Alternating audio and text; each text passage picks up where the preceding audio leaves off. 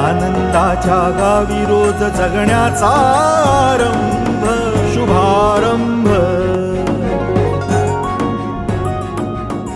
पुण्याच्या चहू दिशांना सर्वसामान्यांना हक्काचं घर मिळवून देणाऱ्या वास्तुशोधची आणि पर्यायानं सचिन आणि नितीन कुलकर्णी या भावांची धाडसी गोष्ट अर्थात शुभारंभ जगण्याचा. श्रोतेहो नमस्कार. वास्तुशोध शुभारंभ जगण्याचा या कार्यक्रमामध्ये आम्ही पुन्हा एकदा आपलं सगळ्यांचं स्वागत करतो. आज आपल्याशी गप्पा मारण्यासाठी पुन्हा एकदा आमच्या स्टुडिओमध्ये उपस्थित आहेत श्री सचिन कुलकर्णी, संचालक वास्तुशोध प्रोजेक्ट. सचिनजी नमस्कार. नमस्कार योगेशजी. अपूर्वा नमस्कार. नमस्कार. सचिनजी, मला तुम्हाला आज प्रश्न विचारायला आवडेल की आनंदग्राम आणि अर्बन ग्रामद्वारे तुम्ही हजारो सर्वसामान्यांना हक्काचं घर मिळवून दिलं. मुळात आनंदग्राम आणि अर्बन ग्राम ही संकल्पना नेमकी काय आहे, आम्हाला नक्की ऐकायला आवडेल. योगेशजी, आनंदग्राम आणि अर्बन ग्राम ह्या दोन अत्यंत वेगळ्या संकल्पना आहेत. निम्न उत्पन्न गटासाठी जी संकल्पना आहे ती आनंदग्राम. 5 ते 15 लाख रुपयात जी घरं मिळतात, जी सर्व सुविधांनी युक्त आहेत, त्याला आम्ही आनंदग्राम म्हणतो. आनंदग्राम टिपिकली पुण्याच्या 25 ते 30 किलोमीटर रेडियस मध्ये येतो. अर्बन ग्राम ही जी संकल्पना आहे ती थोडीशी वेगळी आहे.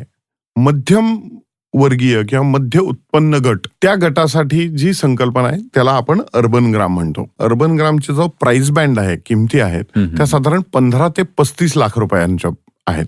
थोडक्यात काय, या दोन्ही ग्रह संकल्पनांद्वारे आम्ही 5 ते 35 लाख रुपये एवढ्या मोठ्या वाईड रेंजची घरं आमच्या ग्राहकांना ऑफर करतो.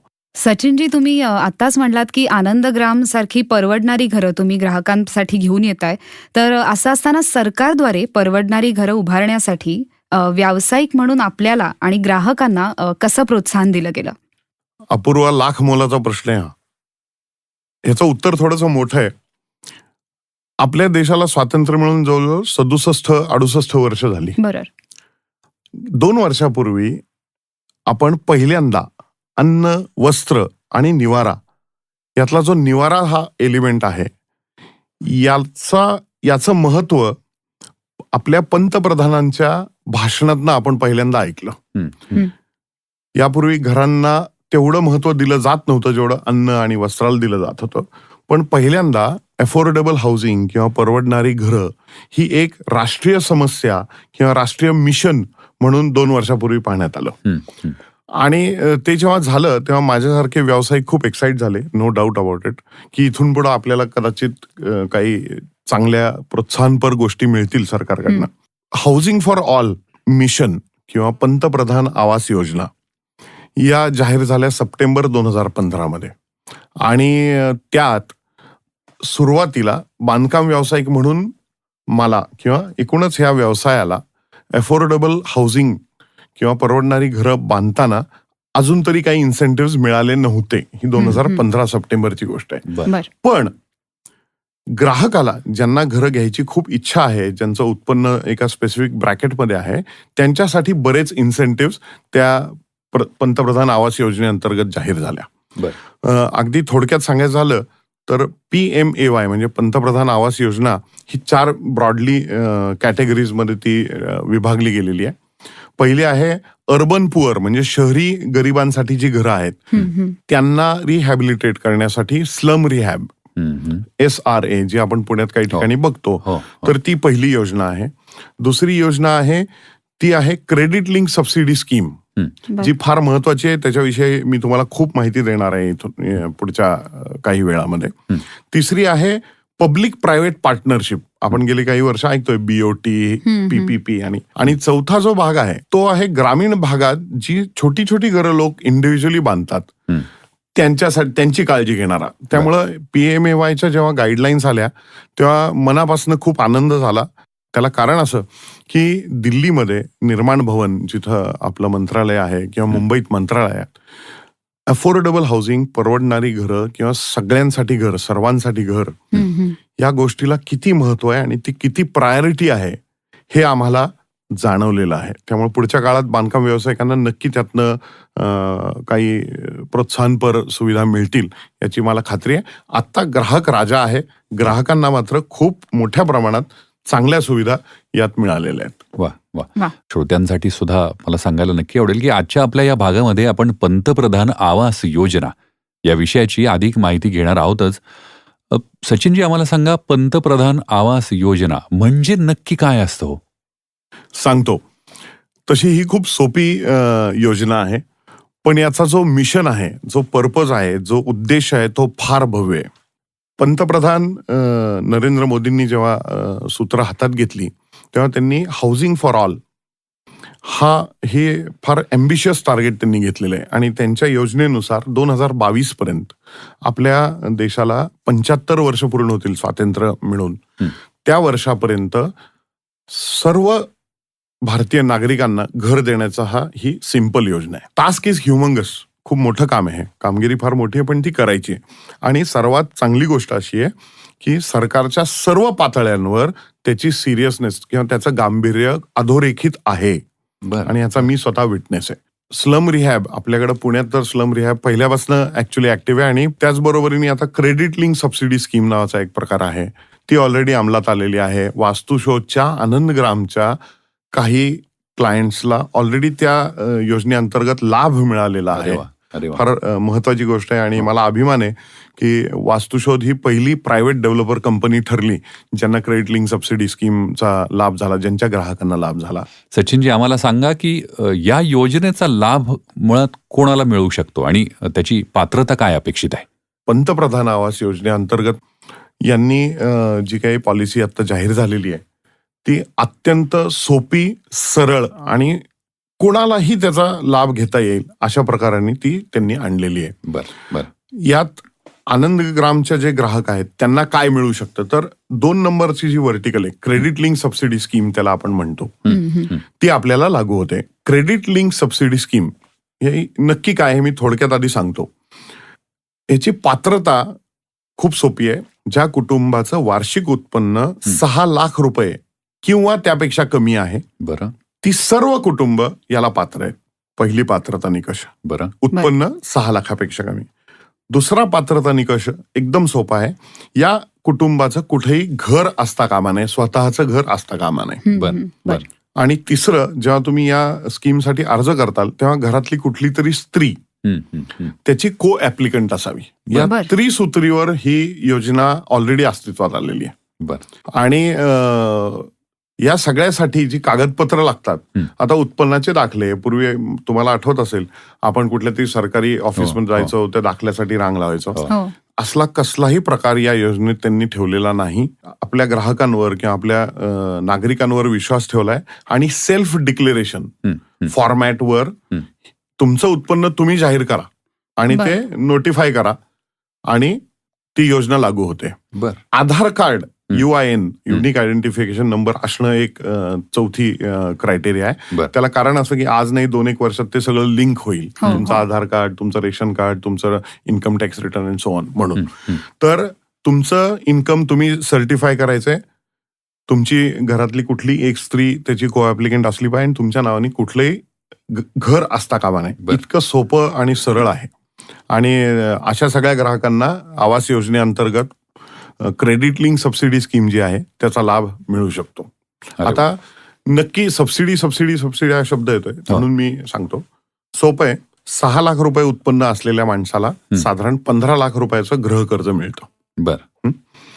तुम्ही घराची किंमत काय आहे हे तुम्ही ठरवायची, त्यात सरकारचं काहीही म्हणणं नाही. अगदी सोप्या भाषेत योगेशजी, 10 लाखाचं कर्ज घ्या आणि फेडताना 7,80,000 रुपये फेडायचे. 2,20,000 रुपयाची सबसिडीची जी रक्कम आहे ती सेंट्रल गव्हर्नमेंट तर्फे, नॅशनल हाऊसिंग बँकेतर्फे, हाऊसिंग फायनान्स कंपनीच्या त्या ग्राहकाच्या अकाउंटमध्ये येऊन क्रेडिट होतीये. यात डेव्हलपरचा कुठलाही रोल नाही. डेव्हलपरनी फक्त सप्लाय साइड मेंटेन करायची आहे. म्हणजे काय, 12-15 लाख रुपयाची घरं बांधायची. इतकं ते सोपं आणि सुटसुटीत आहे.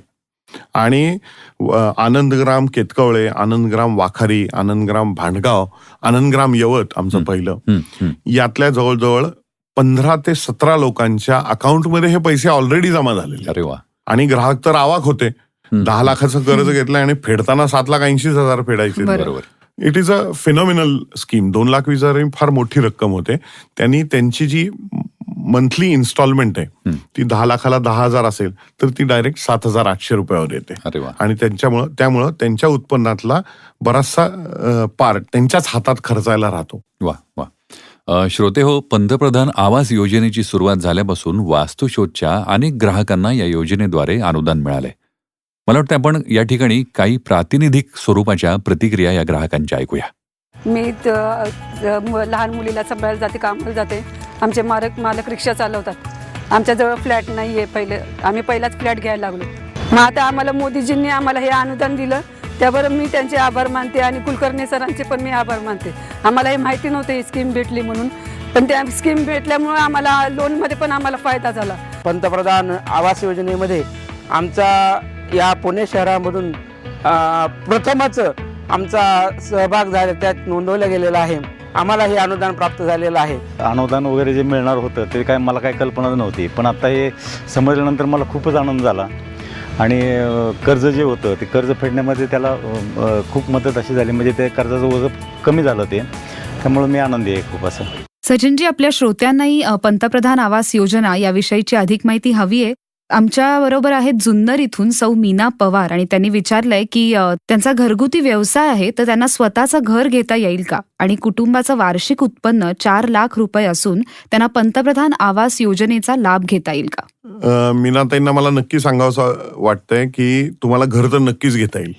ज्या सँक्शन्ड प्रोजेक्ट्स आहेत, हद्दीमध्ये आहेत कुठल्या तरी एखाद्या ULBच्या, अशा ठिकाणी तुम्ही घर घेऊ शकता. दुसरा प्रश्न आहे तुमचा, आर्थिक उत्पन्न 4 लाख रुपये आहे तर तुम्ही पंतप्रधान आवास योजनेला नक्की एलिजिबल आहात आणि तुम्हाला सबसिडीची पूर्ण रक्कम मिळायची दाट शक्यता आहे. म्हणजे सबसिडी किती मिळेल हे बँक ठरवते. पण 4 लाख रुपये उत्पन्न आहे म्हणजे तुम्हाला साधारण 10 ते 11 लाख रुपये कर्ज नक्की सँक्शन होऊ शकतं आणि त्यामुळे तुम्हाला सबसिडी पहिल्या 6 लाखावर 6.5% सबसिडी नक्की मिळेल. त्यामुळे तुम्हाला पूर्ण 2,20,000 रुपये मिळू शकतील.